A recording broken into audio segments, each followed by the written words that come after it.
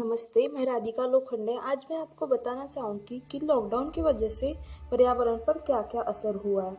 जैसे कि आप जानते ही हैं, पिछले 4 महीनों में हमारी दुनिया एकदम बदल गई है।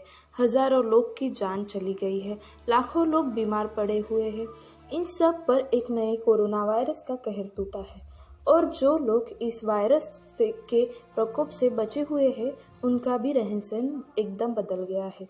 ये वायरस दिसंबर 2019 में चीन के वुहान शहर में पहली बार सामने आया था।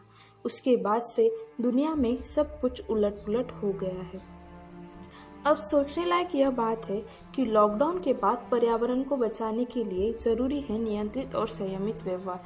इस पर सवाल उठता है कि पर्यावरण में जो बदलाव हम आज देख रहे हैं, क्या वो हमेशा के लिए स्थिर हो जाएगा? जो गाड़ियाँ और फैक्ट्रियाँ आज बंद है, अब वो धीरे धीरे खुल रही है।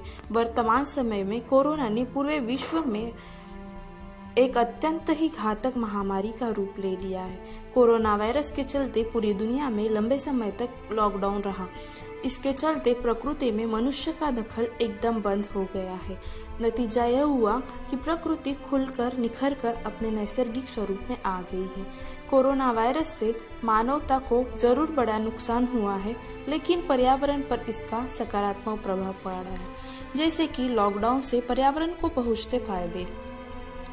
भारत में कई राज्यों से उन नदियों के अचानक साफ हो जाने की खबरें आ रही है, जिनके प्रदूषण को दूर करने के असफल प्रयास दशकों से चल रहे हैं। दिल्ली की जीवनदायिनी यमुना नदी के बारे में भी ऐसी ही एक खबर आ रही है। पिछले दिनों सोशल मीडिया पर कई तस्वीरें आई, जिन्हें डालने वालों ने यह दावा किया कि दिल्ली में जिस यमुना का पानी काला और झाग भरा हुआ करता था, उसी यमुना में आजकल साफ पानी बह रहा है। पर्यावरण तौर पर इस कारण हवा भी इतनी शुद्ध है कि शहरों से पहाड़ों की चोटियां साफ दिख रही है। हवा मनुष्य के स्वास्थ्य के लिए एकदम फायदेमंद होती है। वायु और धूल प्रदूषण के काफी कम हो जाने के से आसमान में रात को सारे तारे दिखाई दे रहे हैं। ध्वनि प्रदूषण तो इतना कम है कि आपकी आवाज़ दूर दूर तक सुनाई दे रही है।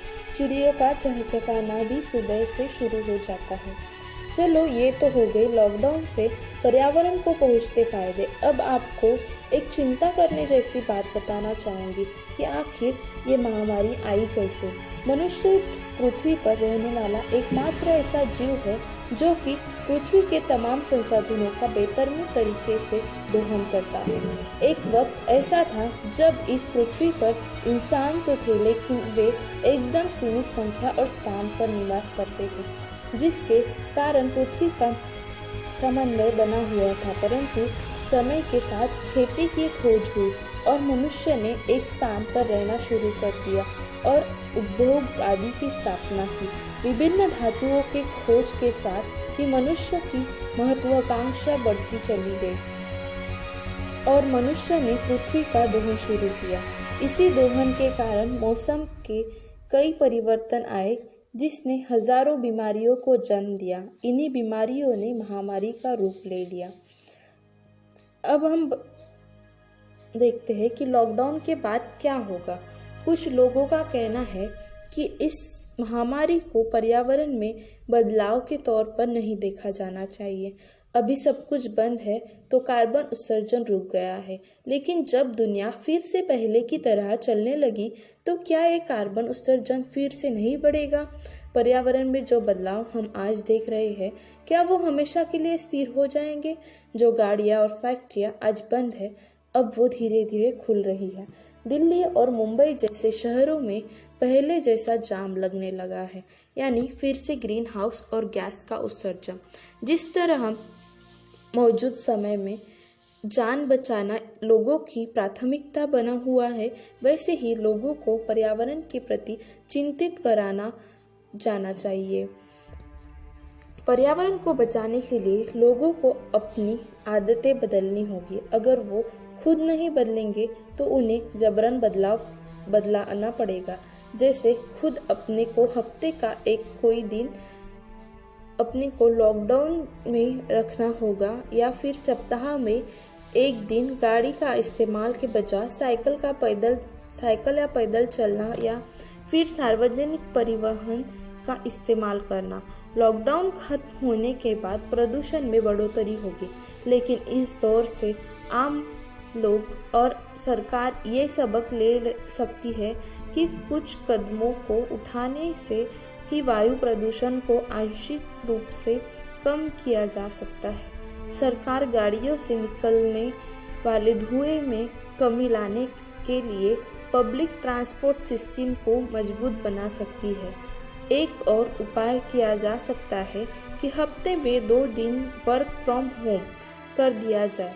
अगर सरकार चाहे तो हम महीने में 2 दिन लॉकडाउन रख सकती है, जिससे गाड़ियां और ग्रीन हाउस गैस उत्सर्जन करने वाली फैक्ट्रियां बंद रहे।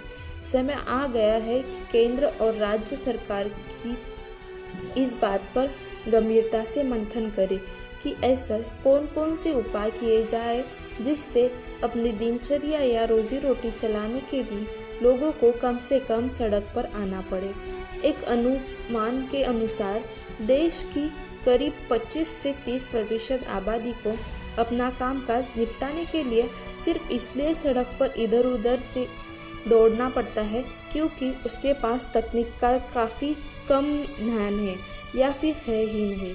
यही वजह है यहाँ कई विकसित और विकासशील देशों में जो काम लोग घरों में बैठे बैठे ऑनलाइन निपटा देते हैं, उसी काम को करने के लिए आम भारतीयों को सरकारी ऑफिसों, बैंकों, मेडिकल स्टोर, फल सब्जी और राशन की दुकानों आदि के चक्कर लगाने पड़ते हैं। इसके चलते आम भारतीयों को समय, श्रम और पैसा तीनों की बर्बादी करना पड़ता है। तो हमें अब जंगलों, पहाड़ों और नदियों को बचाना है। ये रहेंगे तभी हम स्वस्थ रहेंगे। धन्यवाद।